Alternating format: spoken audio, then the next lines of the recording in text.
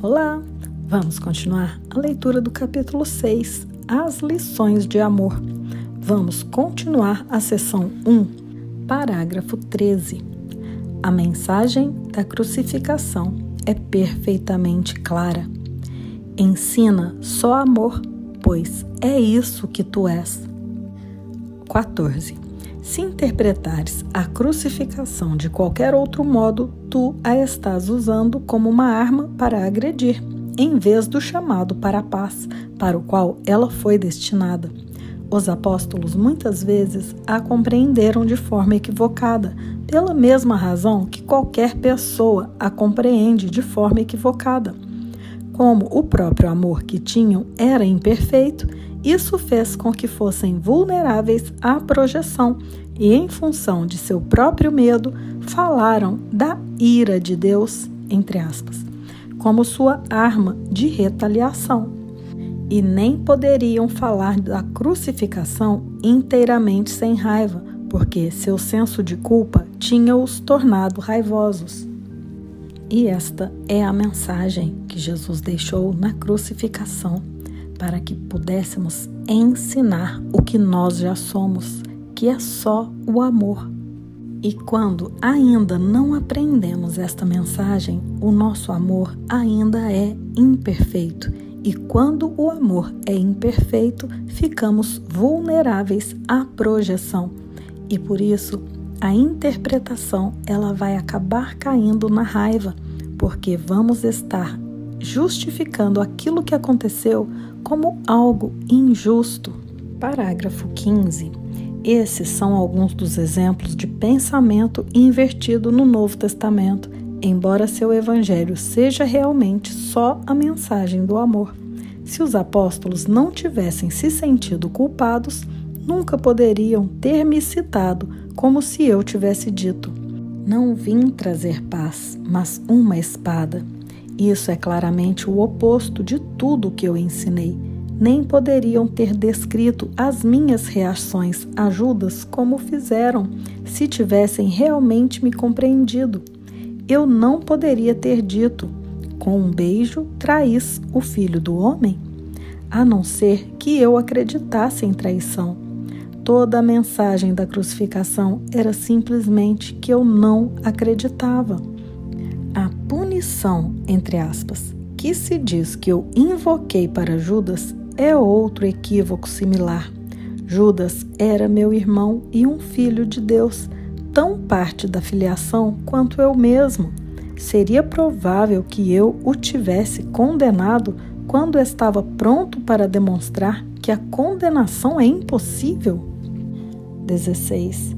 Quando leres os ensinamentos dos apóstolos, lembra-te de que eu próprio lhes disse que havia muita coisa que iriam compreender mais tarde, porque não estavam totalmente prontos para me seguir naquela ocasião.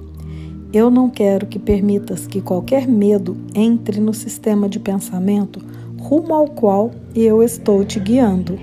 Não estou chamando mártires, mas professores. Ninguém é punido por pecados e os filhos de Deus não são pecadores.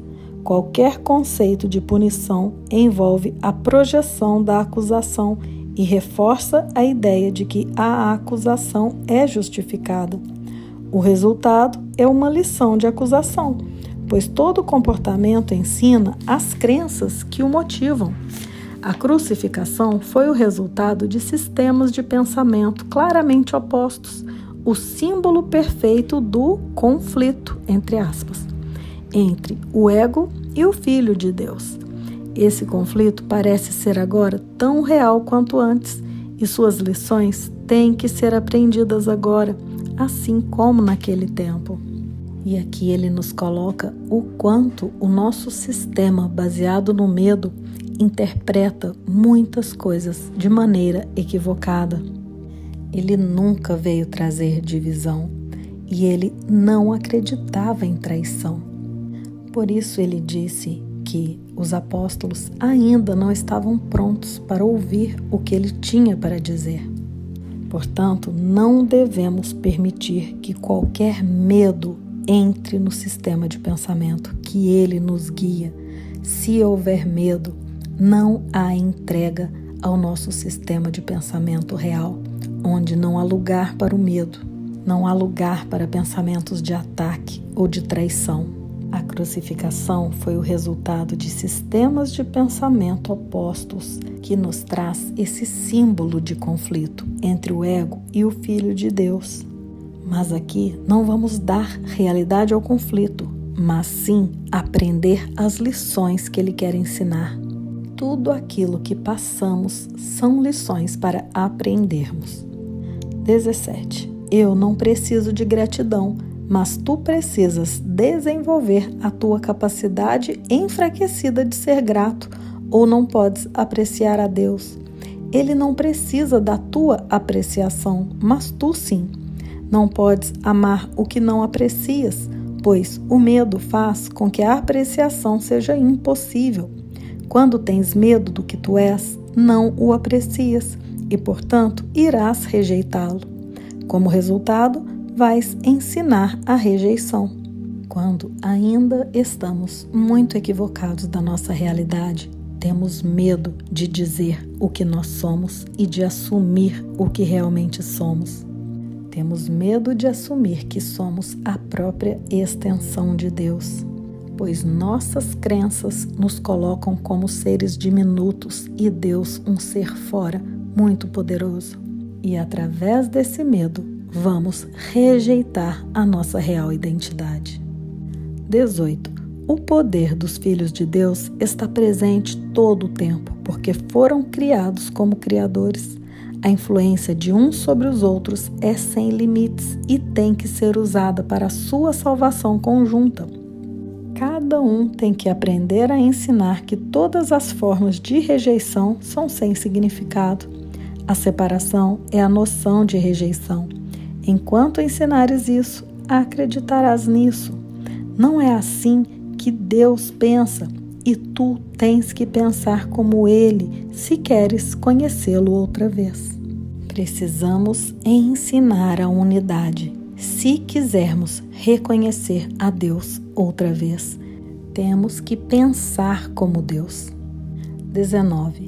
Lembra-te de que o Espírito Santo é o elo de comunicação entre Deus Pai e os seus filhos separados. Se escutares a sua voz, saberás que não podes ferir nem ser ferido e que muitos precisam da tua bênção para ajudá-los a ouvir isso por si mesmos. Quando perceberes essa única necessidade neles e não responderes a nenhuma outra, terás aprendido comigo e estarás tão ansioso para compartilhar o teu aprendizado quanto eu estou. Muitos dos nossos irmãos precisam ouvir isso de nós. Ou seja, aquele irmão onde eu ia reagir de uma maneira violenta ou com raiva, eu já não reajo mais. E isso é um ensino. E vamos percebendo que cada ataque dos irmãos é um pedido de amor. E a cada vez que respondermos com amor, veremos o quanto esse ensino-aprendizado é valoroso e ficaremos cada vez mais ansiosos para compartilhar esse aprendizado, assim como Jesus compartilha conosco. E logo estaremos juntos para continuarmos a leitura deste capítulo.